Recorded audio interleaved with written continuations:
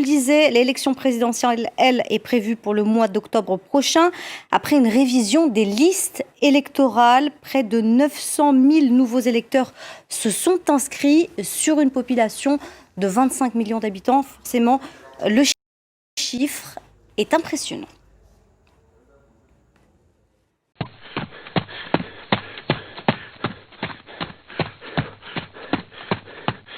Donc ce journal avec la Côte d'Ivoire. L'élection présidentielle est prévue en octobre prochain. Les candidats se positionnent encore à Abidjan.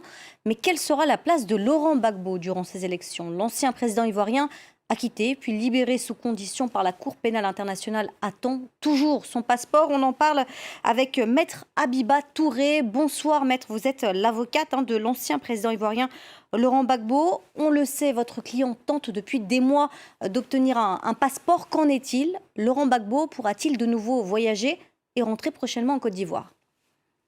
Eh bien, écoutez, nous ne savons toujours pas. Nous avons fait la demande d'abord d'un passeport diplomatique il y a de cela à peu près 3 à 4 semaines. Et faute de réponse, nous avons réitéré avec une demande de passeport ordinaire qui reste toujours dans l'attente. Aucun passeport nous a été délivré.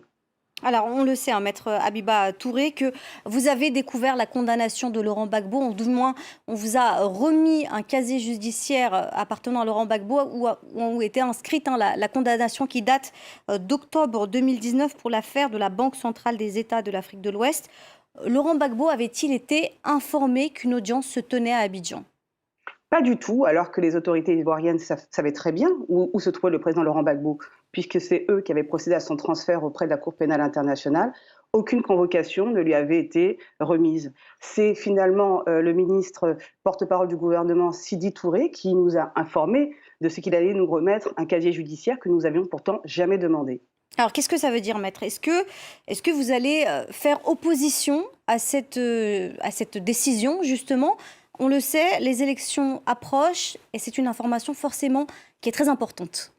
Alors bien évidemment, nous voulons la contester, mais ce que nous regrettons, c'est qu'elle ne nous ait toujours pas été remise.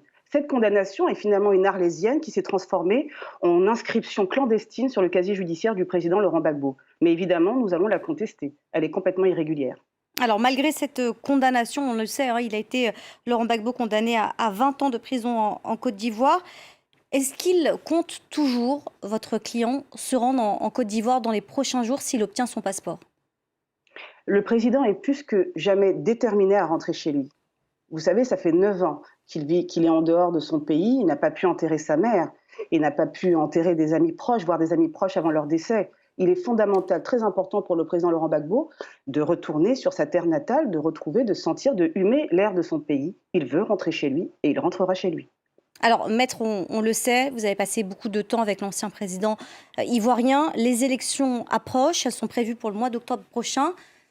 Comment Laurent Gbagbo compte-t-il justement être présent pour ces élections? Espère-t-il toujours se présenter?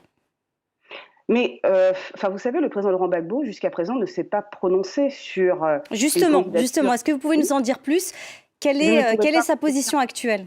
Je ne pourrais pas vous en dire davantage, puisque aujourd'hui, sa préoccupation première est de rentrer chez lui. Vous savez, avant les fins électoralistes, qu'on peut comprendre, il y a juste une donnée humaine. Vous avez un homme qui a été privé de son pays pendant pratiquement 10 ans.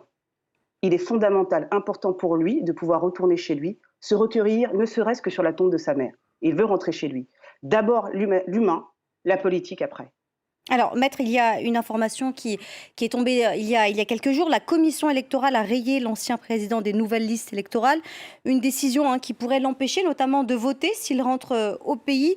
Quelle a été la réaction de Laurent Gbagbo lorsqu'il l'a appris? Mais écoutez, il a été surpris. Nous avons d'ailleurs tous été surpris. Mais nous avons été encore plus surpris de la réaction du président de la CEI qui a indiqué ne pas être au courant du retrait du nom de la liste électorale du président Laurent Gbagbo. Donc finalement, comment se passe, alors que quand même la CEI est la garante de cette liste électorale, c'est-à-dire de ses inscriptions et de ses retraits, comment le président de la CEI peut indiquer ne pas savoir finalement que le nom du président Laurent Gbagbo a été sorti? Disons que ça présage, ça nous inquiète quant à l'indépendance de cette institution vis-à-vis du pouvoir politique. Nous avons quelques inquiétudes. Est-ce que vous comptez là aussi la contester, cette décision? Bien évidemment, puisque lui-même n'est pas au courant. Donc déjà, il faudra qu'il nous informe des raisons de ce retrait du nom du président Laurent Gbagbo. Et bien évidemment, nous allons contester ce retrait qui n'est absolument pas justifié en droit. Merci, maître Habiba Touré, pour ces explications quant à la situation de votre client, l'ancien président ivoirien Laurent Gbagbo. Je vous le disais, l'élection présidentielle, elle, est prévue pour le mois d'octobre prochain.